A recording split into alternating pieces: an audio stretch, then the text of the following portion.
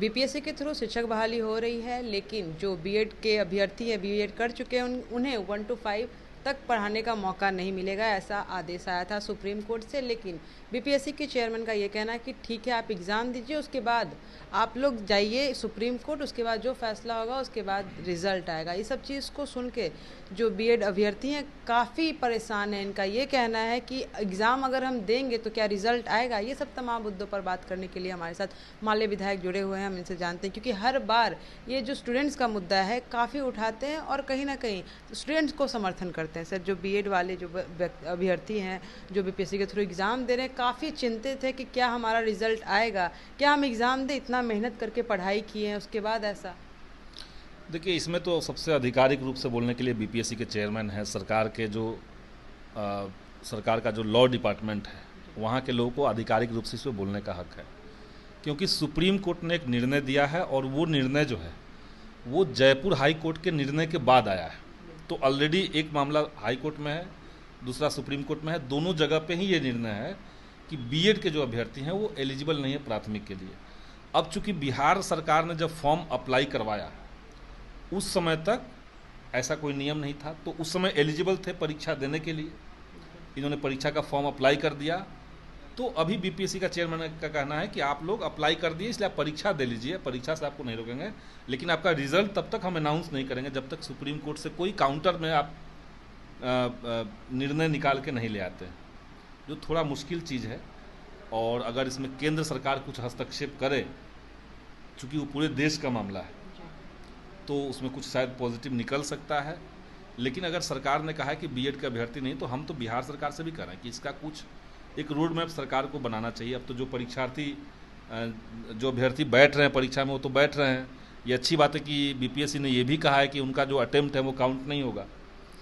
हम ये चाह रहे थे कि जो 6 to 8 की सीट है, चलिए उसमें आप प्रमोशन से सीटें भर रहे हैं, भरिए, लेकिन उसका एक हिस्सा आप निकाल के रखते बीएड के लिए, ताकि ये लोग 6 to 8 में अप्लाई कर सकते थे। एक चीज़ ये।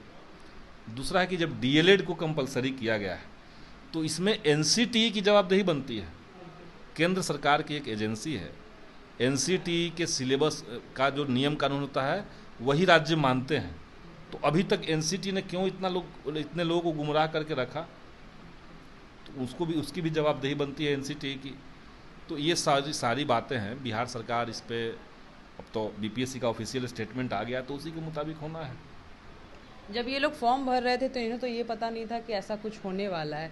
तो इसमें स्टूडेंट्स की कितनी गलती है, क्योंकि वो बेचारे तो फॉर्म भरे थे, पढ़ाई भी बहुत अच्छे से किए हैं, उसके बाद इस तरह स्टूडेंट की गलती की बात नहीं है। स्टूडेंट अगर पढ़ते हैं तो जनरल नॉलेज भी पढ़ते हैं जी। वो माननीय सर्वोच्च न्यायालय के बारे में भी पढ़ते हैं, और देश की जो विधि व्यवस्था है उसमें सर्वोच्च न्यायालय के किसी आदेश का क्या इम्पोर्टेंस है ये भी पढ़ते होंगे। तो ये बात उनको समझना होगा, समझते होंगे, समझ ही रहे होंगे कि सुप्रीम कोर्ट का एक आदेश आया है।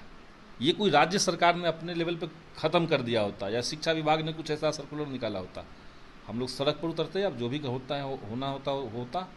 लेकिन मौजूदा समय में चूंकि सुप्रीम कोर्ट के एक आदेश के चलते ये हुआ है, इसलिए इसमें बहुत कुछ कोई कह नहीं सकता है, बहुत कुछ कोई कर नहीं सकता है।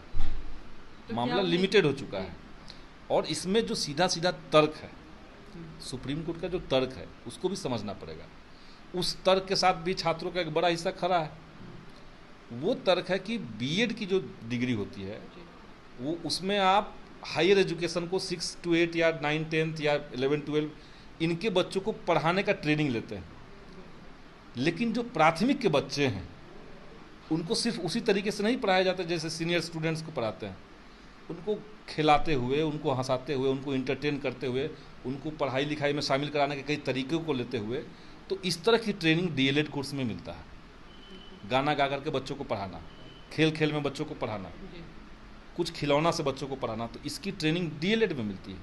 तो इसीलिए सुप्रीम कोर्ट ने कहा कि एजुकेशन की क्वालिटी को ठीक रखने के लिए हम बीएड के लोग ऊपर पढ़ा लें, लेकिन नीचे के लिए डीएलएड कंपलसरी होगा।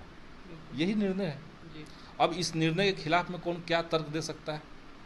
इसीलिए जो चीज़ें हो गई सुप्रीम कोर्ट से वो हो गई।